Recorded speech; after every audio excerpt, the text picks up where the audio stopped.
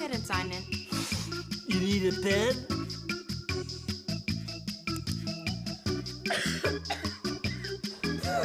Mom says I'm so contagious.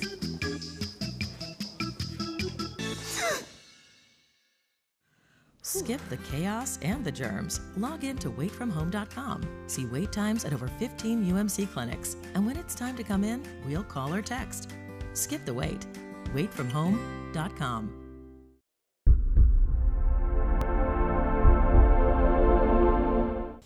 No, just need to start faster. There's no recipe for that. Just gotta do it as a team and work on it at practice and try to get better at it.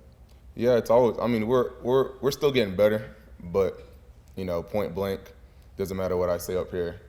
We gotta stop the run and win games, and that's what we need to work on.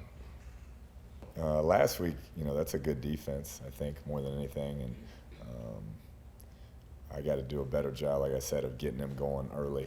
But I think a lot of those drives were thwarted on those interceptions, and so we couldn't really get much of a rhythm and threw everything off. But I think so. These kids are resilient. I mean, they are. I thought they kept playing hard. I was worried during the game that maybe they, had packed bags, which you've seen teams do. I really didn't feel that way. I thought they were playing hard up to the end, and which is a credit to them.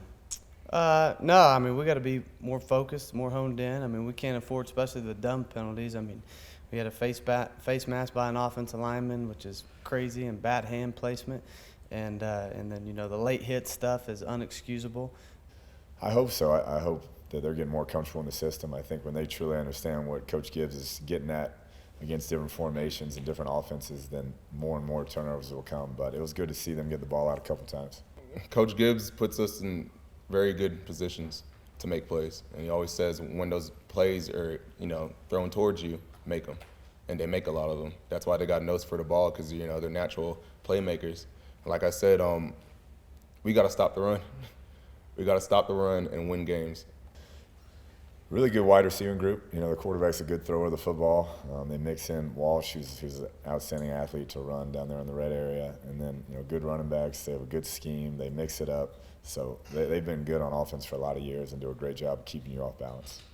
They took a hit at linebacker, but the Whitaker kid's coming on a ton right now. You think that without, arguably their best player return on defense was Simmons in the middle, but they got a guy that stepped in, and you can see every week he's getting better and better. Secondary, Stearns, number 13, is probably the best tackling secondary guy in this league. I mean, he's led this league in tackles the last couple of years. They're explosive. Their running backs are good. Quarterback's a good player. Wideouts are just like every other team's wideouts we play, big, tall, and fast. I think just a lot of it's just experience, being out there. A lot of the guys who play haven't really been on the big stage like that and been calm with it. Playing OU, OU has their history, but they're still a Big 12 team. Got to go out there and do what we've been doing all week in practice. And I think we just got to step up our mentality, because I think our mentality right now is just to, just do your job. But, sometimes you just got to just be aggressive. It doesn't really matter. I mean, you got to go out. Whatever you have to do to go out there and stop people is what we have to do. Obviously, we're limited, with what we have. But that's not an excuse. I mean, at the end of the day, your job, you get paid to stop people, and that's what we have to do. And again, we're not talking shutouts. I'm just trying to be respectable and make them punt more, obviously, and make them kick more field goals and give our offense a chance to win the game at the end, which I've said from day one. So no, those are all excuses to me, and I'm not an excuse guy.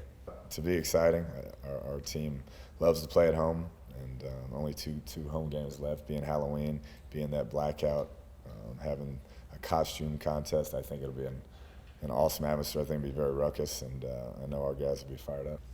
Yeah, good one. I mean, like it is always here. A conference game, it's a big conference game.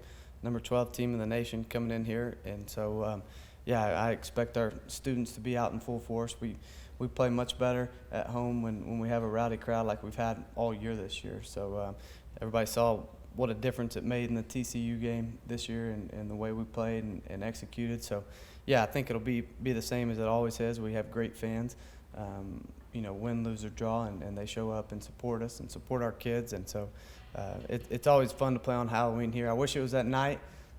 Haven't seen the Jones at night in some time, it seems like, but 2:30 will be late enough for everybody to show up. I'm not sure. I've heard something is in the works for that. Obviously, it's a tragic situation, and all our thoughts and prayers go out to those families. But yeah, I think we'll be doing something to commemorate that. The biggest difference probably just be when we go out there, keep fighting.